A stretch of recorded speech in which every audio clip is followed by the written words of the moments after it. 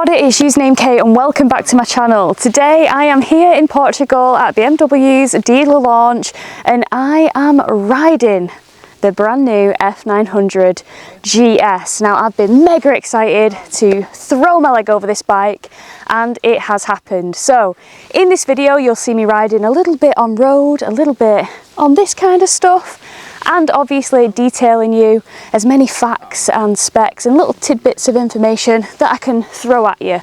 So if you're interested in that, then do keep watching and I will play that intro.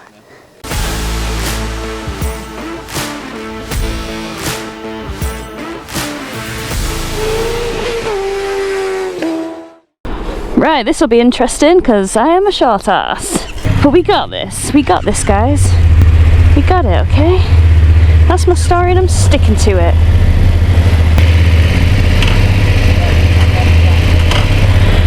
Right guys, so here at the BMW dealer launch on BMW's brand new F900GS. Now we're riding it, doing a bit of off-road, but we do have a good like 50-minute road ride to get to the location. So it'd be quite good to see what we think. But yeah, it's definitely a tall bike.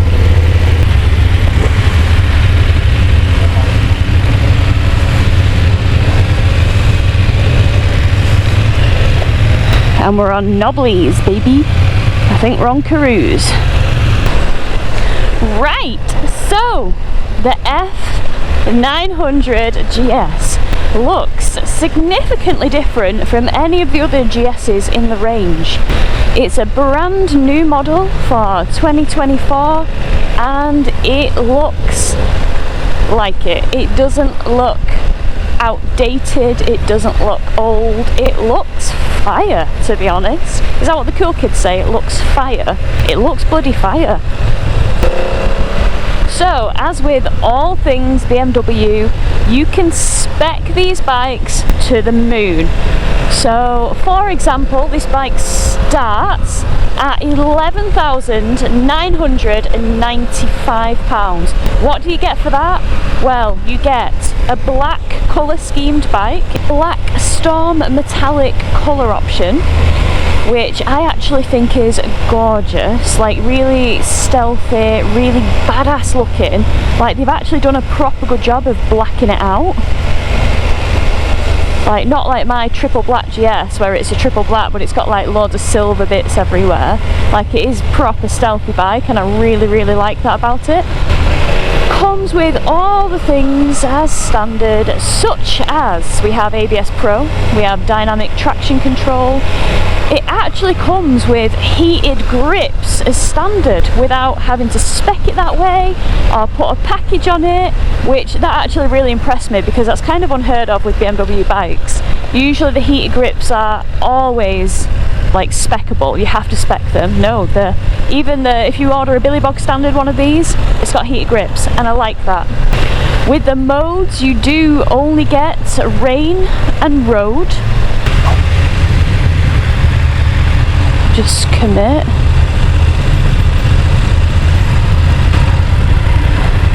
Okay, right, that's not too bad. Just stop. Oh, it's hard for me to set off. That's fine, I did it, I didn't die. That was quite slopey, it was quite scary. But we got it, we got this. We've only got little legs. It is what it is. So the modes, we do only have rain and road, but there are packs to get more of the modes, like the Enduro one that you see in front of me. So included again in that £11,995, you do just get the normal, non-adjustable suspension at the front. Obviously we've got a little bit of an adjustment on the rear shock, which is pretty standard.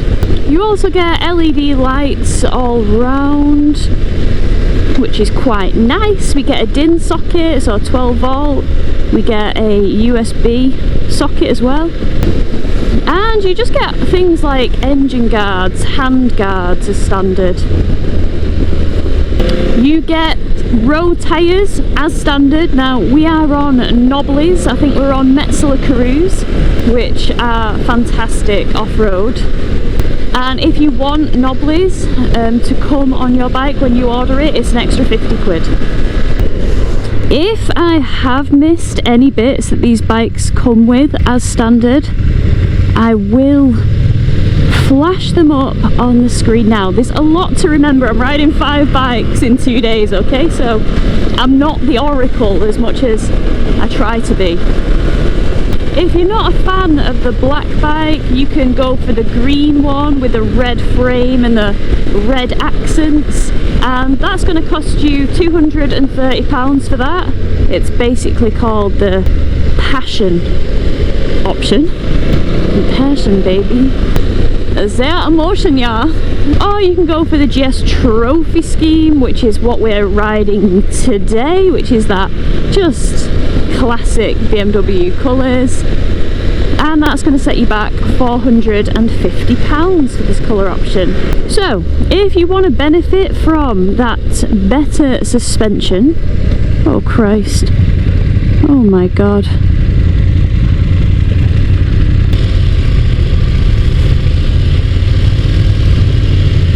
there we go, take it easy, take it easy. There's no prizes for first place. It's just better if you can stay on it. Sorry, when you're trying to talk and vlog and you get like hairpins thrown at you when you're on a very tall bike, you just gotta engage your brain a little bit, okay? Okay. Wow, this is pretty. I do feel my pants falling down a bit with all the jingles. Jingles and jangles. Just try and be the loosey-goosey. Try and be the loosey-goosey. Wow, look at this.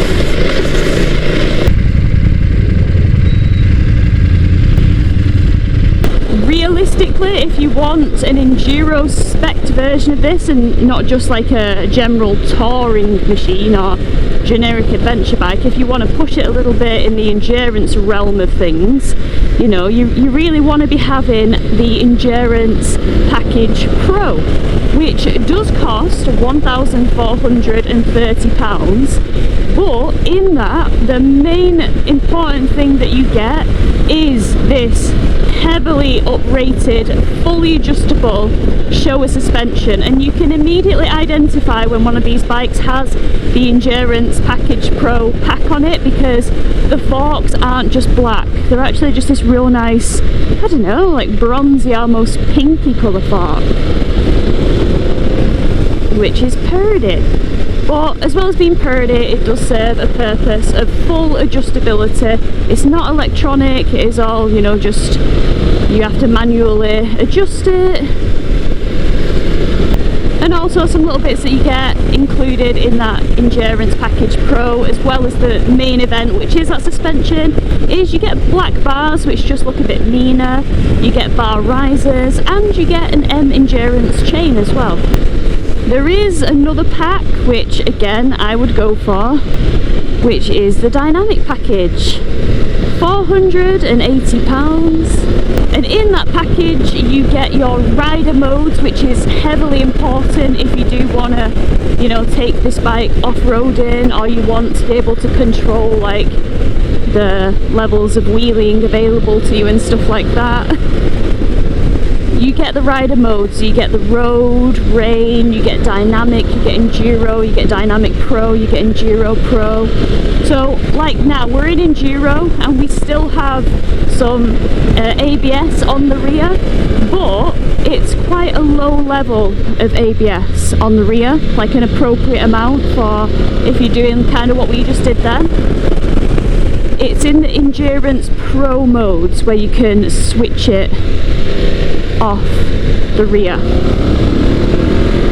And also in the Dynamic Package you get that lovely quick shifter and auto blipper, which is a real nice addition.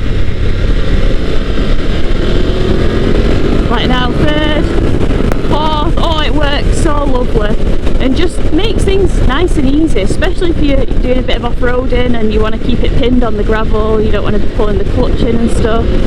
Yeah, we'll drop it down to third here. It's even manageable in my clunky Tech 7s.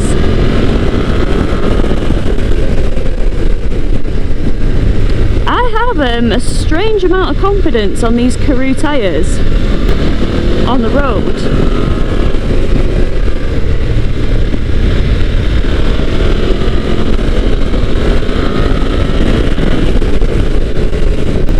Yeah, so far, even on knobblies, this bike is proving to be epic. We've even got a 21-inch front as well, and yeah, it's handling everything. It's just lapping it up. This is quite surprising.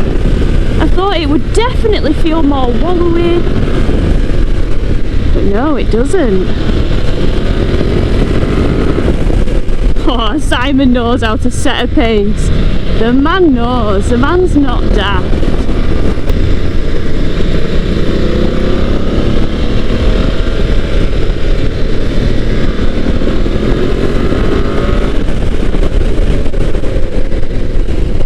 But yeah, the way it's handling on the road with a 21-inch front and off-road tyres, man, this is so much fun.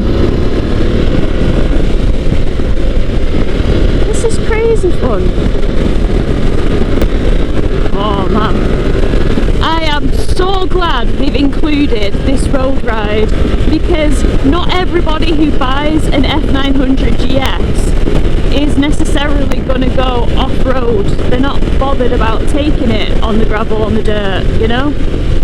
And the fact that we are having a nice flyer on knobblies on this bike, I think just highlights how capable of a machine it is.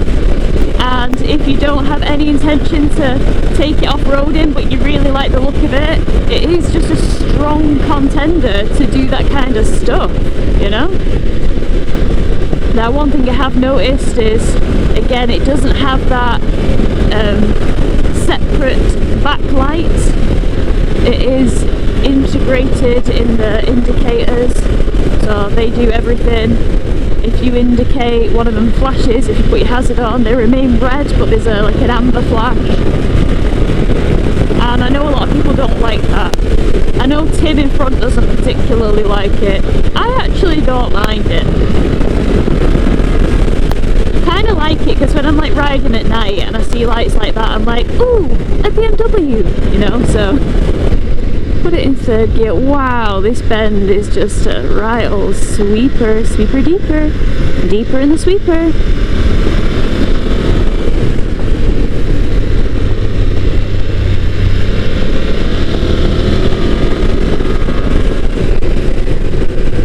Oh, these roads, my god, look at the views, look at the roads, look at the bikes. Good lord.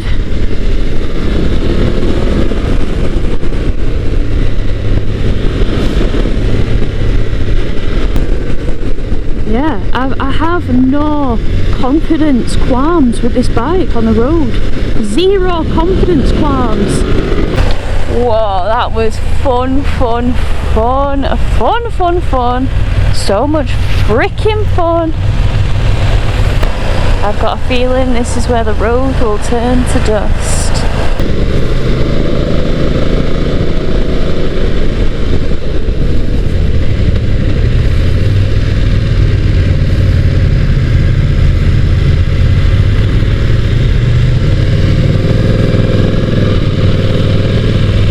Well, this is where the good stuff happens. I guess.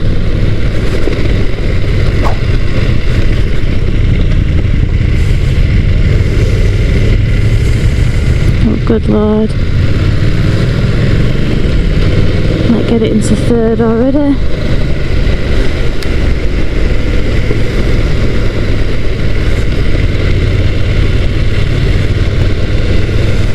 And just get used to things going a bit loosey-goosey, Kate. That's fine, that's supposed to happen, you know? Try and not be tense. try and just let the bike dance under you. Oh my god! Wow, wow, wow. Yep, I'm not trying that.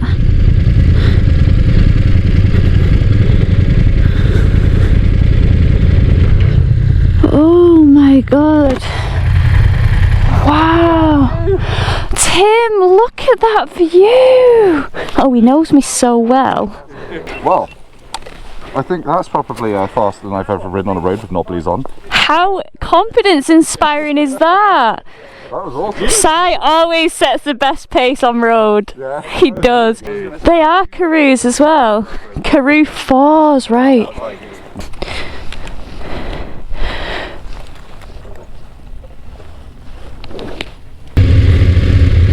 How is he just so cool? The man stresses me in a good way because he's a gangster. He's gangster AF. But no, he made a good point. He said, just go as fast as you're comfortable with, because I hate leading. Like leading a group, especially. Like on a road, it's not too bad.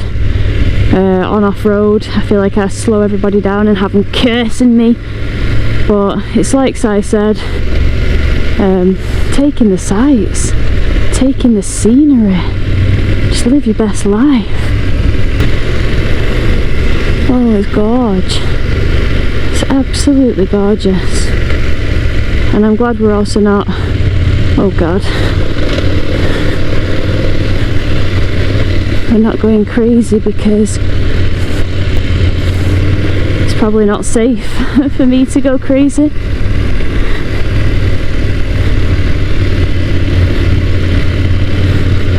Not when there's big cliff drops like this, but this is fine, you know. Wow! Oh my gosh, that drop is insane.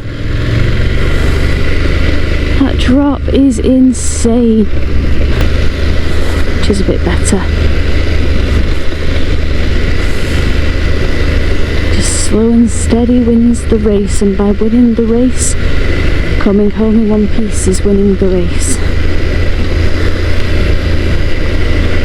But you know what? For me, this is what motorcycling is about. Yeah, I'd love to be insane on a bike off-road. I'd absolutely love it. But that's just not who I am. But that doesn't mean that I can't take enjoyment out of the challenges, out of the places that I find myself. You know, not everybody has to be a race winner in life, as I think I am.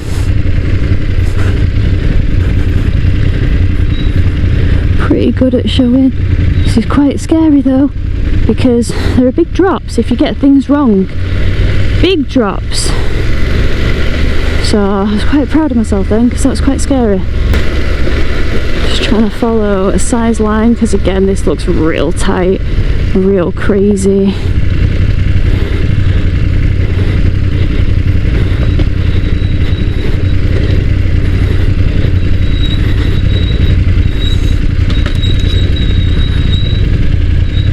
Turning the bars for me, I'm not the best at.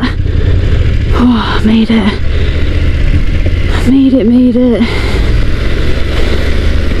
Oh, gosh, we've got another rampant turn. But that was okay. That was okay. Oh man, it just feels so good. It's a very comfortable standing up position as well. We've got it right again with this.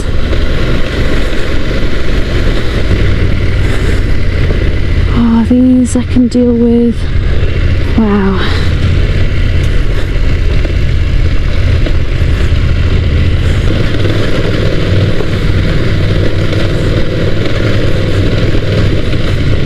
Oh gosh, there's a dog.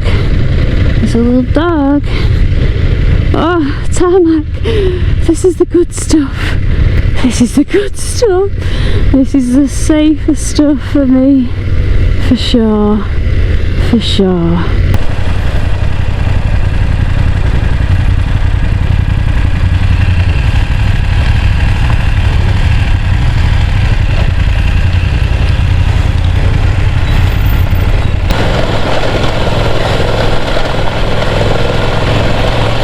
crazy.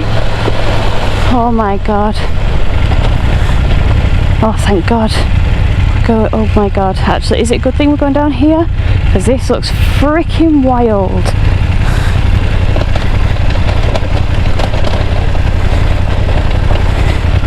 Whew. I'm glad we were going down and not up though. Although, when you go down, you must come up. Or what goes up must come down, whatever. Maybe I've got to go back up that, which is a problem for future Kate.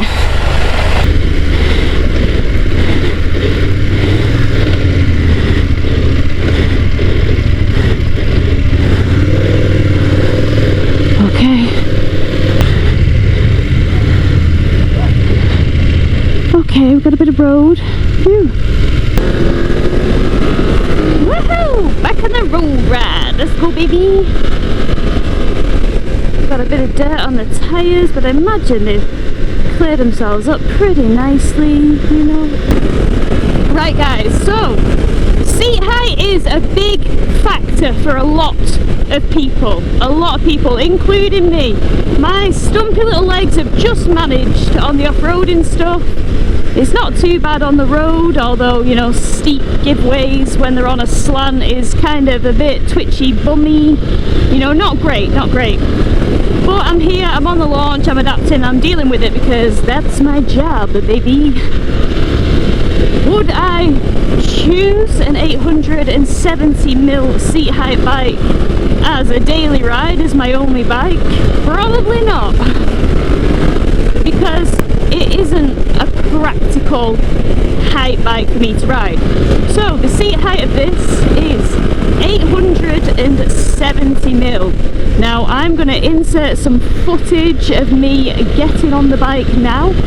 I am 5'4" or 162 centimetres with an inside leg measurement of 29 inches or 73.66 centimetres. Now this bike has a seat height of 870mm as mentioned, and this is what it's like for me to sit on this bike. As you can see, I've got a bit of an angle of the dangle.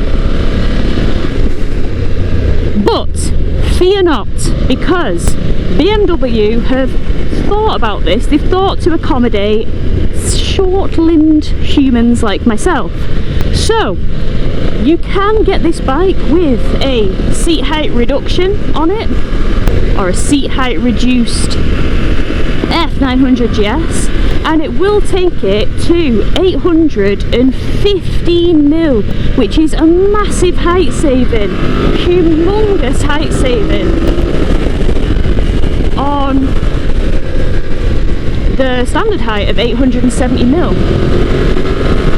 So the only downside with that is you can't have the Endurance Package Pro with the sport suspension, simply because you're losing 20mm of travel to accommodate for the shortness of leg, to compromise and get that seat height.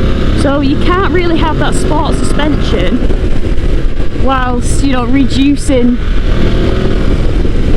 the travel. It doesn't work, it doesn't make sense, you know? If you're like me and you would want this suspension on the bike, there are other ways to compromise. You can get a rally seat, which is a low rally seat, and that takes it to 835mm, which would be miles more manageable for me.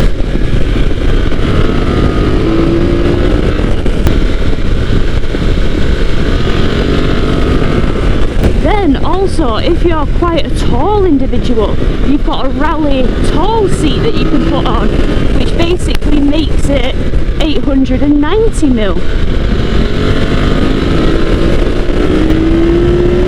Times 10. Yeah, so there are options. There are options. I think if I was personally going to spec this bike up, it would be with the low rally seat. I would cope with 835mm. That way I get the Spandangly suspension still. I don't have compromised travel. which is great, of course. But say you had no intention of going off-road, doing any kind of endurance stuff, you could literally just have the chassis lowered one or seat height reduced one at 815mm and just, you know, do your touring, do your adventures on it. And I'm sure, you know, if you wanted to do a little bit of dirt, a little bit of just gravelly roads, there's absolutely nothing stopping you. You've just got to be aware that you do have reduced clearance, of course.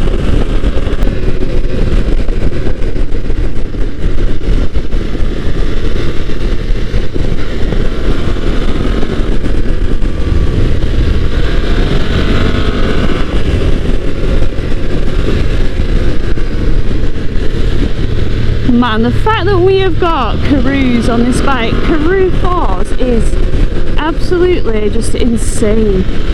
Third gear is a great getting a hustle on gear for sure. Right guys, I'll take you back to the outro. Well everybody, I'm going to conclude my vlog here on BMW's 2024 F900GS. All I'll say is it has surprised me. I mean, I didn't really know what to expect with it on the gravelly stuff, on the dirt stuff, and for someone like me who's an absolute wobbler, it's just, you know, friendly enough that I can handle it and feel quite confident. Obviously, Cy Pavey, who is next level, thinks it's just such a step up for BMW in the right direction, and he can obviously push bikes off-road a lot more harder than I can. But one of the main things that surprised me was its road going abilities. Like even on knobblies, just the confidence to push on them roads, like where it's, you know, a bit damp in places, and that 21-inch front was not a hindrance at all. It just, you know, stuck to the road. It didn't feel wallowy or out of control. I wasn't getting bent out of shape, and I've just really enjoyed riding this bike. I'm elated. I've got a massive grin on my face, and yeah, it's just been brilliant. Now I will be riding this again in the UK, so you'll get more videos on this in real world settings with real world potholes and real world UK rain. But for now it's been an incredible experience, one that I won't forget. And yeah, let me know in the comments below what you think of this bike. Do you think it's a real strong contender for BMW? I mean, I think it's about time that they brought this bike out because it looks so good in comparison to the old like 750 faces and 850, like the lights that it had. It's just so much more modernised and up to date, in with the times. Love it. Right guys, if you like what you've seen, please consider hitting that subscribe button, and until the next time, take care and ride safe. Bye.